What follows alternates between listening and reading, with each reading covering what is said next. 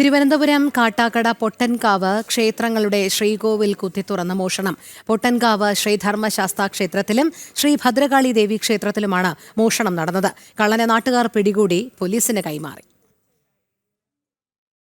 തലസ്ഥാനത്ത് ശ്രീകോവിൽ കുത്തിത്തുറന്ന് മോഷണം നടത്താൻ ശ്രമിച്ച കള്ളനെ നാട്ടുകാർ സംഘം ചേർന്ന് പിടികൂടി പോലീസിലേൽപ്പിച്ചു.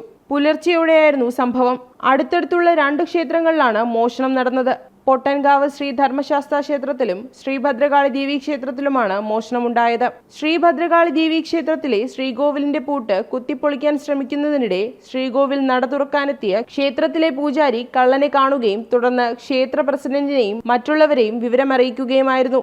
ഇയാൾ കുറച്ചുനാളായി ക്ഷേത്ര പരിസരത്തുണ്ടായിരുന്നതായും നാട്ടുകാർ പറയുന്നു. കാണിക്കവഞ്ചിയും അമ്പല കമ്മിറ്റി ഓഫീസും കുത്തിത്തുറന്ന് മോഷ്ടിച്ച ശേഷമാണ് ഇയാൾ ശ്രീകോവിലിന്റെ പൂട്ട് പൊളിക്കാൻ ഒരുങ്ങിയത്. ഇതിനിടെയാണ് ഇയാളെ നാട്ടുകാർ പിടികൂടുന്നത്. ഇയാൾ മുൻപും സമാന രീതിയിൽ ക്ഷേത്രങ്ങളിൽ മോഷണം നടത്തിയിരുന്നതായി പോലീസ് പറയുന്നു. ജനം, തിരുവനന്തപുരം.